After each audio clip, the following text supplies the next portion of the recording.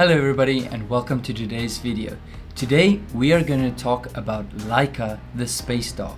But before we start, if the video is a bit too fast for you, you can click down on the settings button, then go to playback speed and then pick 0.75 or 0.50 to make it half speed or 3/4 speed so that the English is a bit slower and you can easily understand.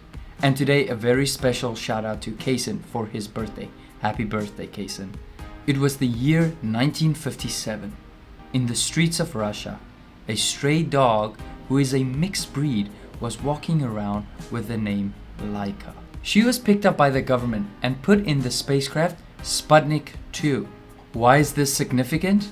Because it is the first spacecraft to go to space carrying a living creature. Yes, Laika was the first living creature to go into space.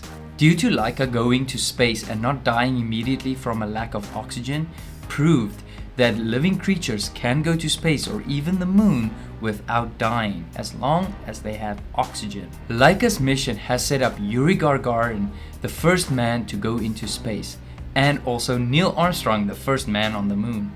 So her mission was absolutely vital for the space race and our space exploration missions.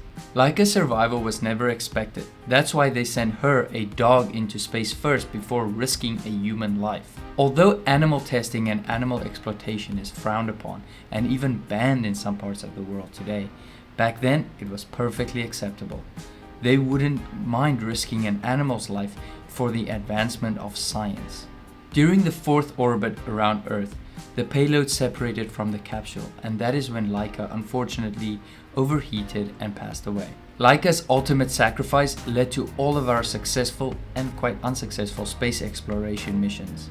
She is the reason why kids like me could dream of being astronauts, could dream of going to space and walk on the moon. Laika did a great job, but I cannot even begin to fathom how scared she must have been just hearing the voices over the radio.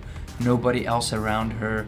She's starting to float up in the air. She doesn't know what's happening around her.